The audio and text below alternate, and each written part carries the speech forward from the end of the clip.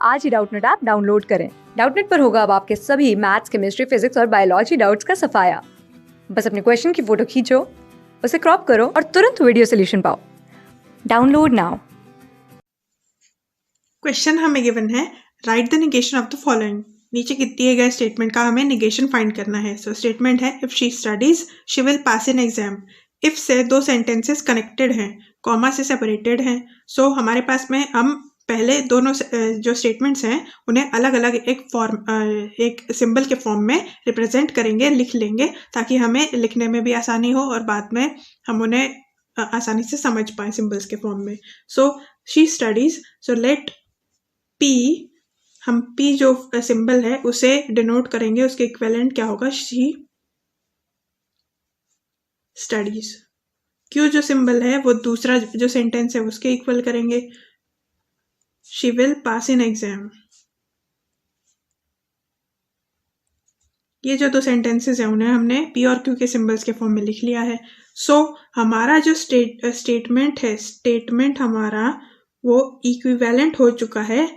If she studies का मतलब P, comma Q का मतलब ये दूसरा जो सेंटेंस है वो है Q। If P, Q, if P, Q जो है वो मैथमेटिकल रीजनिंग के अकॉर्डिंग किसके इक्विवेलेंट होता है, वो होता है इफ P देन Q। ये दोनों एक ही बात होते हैं, कॉमा लगा दो चाहे देन लगा दो, एक ही बात है। तो हम इसे इक्विवेलेंट कर देंगे इसके। अब जब हम देखें इफ देन, सो हमारे पास मैथमेटिकल रीजनिंग में क्या होता है, इफ देन को हम किस सिंबल के फॉर्म में लिखते हैं, if then is equivalent to implies. Implies जो सिंबल है उसके फॉर्म में हम इफ देन को कन्वर्ट कर देते हैं।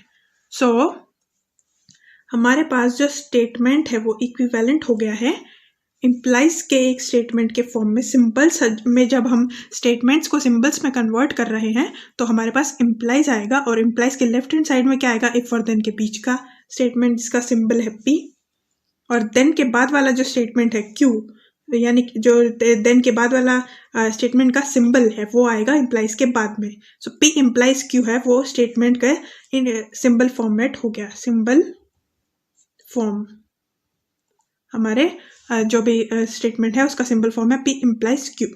अब हमें क्या पता करना है, हमारा जो क्वेश्चन है वो है negation of statement. So negation of statement क्या है, negation of P implies Q।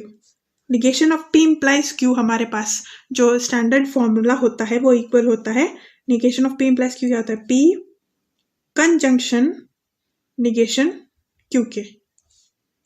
P conjunction negation Q जो है वो हमारे पास में जो फॉर्मेट होता है negation of P implies Q का स्टैंडर्ड फॉर्मूला होता है।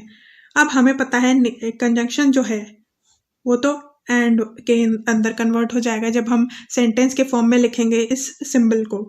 P हमारे पास एज इट इज है, हमने P माना था शी स्टडीज को। कंजंक्शन एंड के फॉर्मेट में। निगेशन Q जो है वो हमें कैलकुलेट करना है, Q गिवन है। सो हमें निगेशन Q जो है वो किसके बराबर होगा।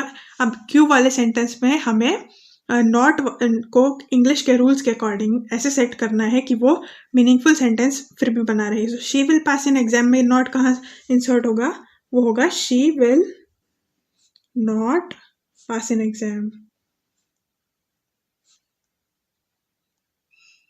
ये हमारा निगेशन ऑफ Q आ गया। अगले स्टेप में हम क्या करेंगे, इनके वैल्यूज को पुट कर देंगे। सो हमारा जो क्वेश्चन था, निगेशन ऑफ, निगेशन चाहे ऐसे लिख लीजिए चाहे ऐसे लिख लीजिए, negation of P implies Q वो किसके इक्विवेलेंट होगा, P कंजंक्शन निगेशन Q के। P क्या था, शी स्टडीज, फिर क्या लिखेंगे, एंड कनेक्टिव है, कनेक्टर से हमने जोड़ा है कंजंक्शन से, फिर निगेशन Q अभी अभी लिखा उसे एज इट इज लिख लेंगे, she studies and she will not pass in exam. She will not pass in exam. So ये जो हमारा सेंटेंस बना ये हमारा कन्वर्जन होगा गिवन सिंबल्स का स्टेटमेंट के फॉर्म में। हमें निगेशन बनाना था इस स्टेटमेंट का।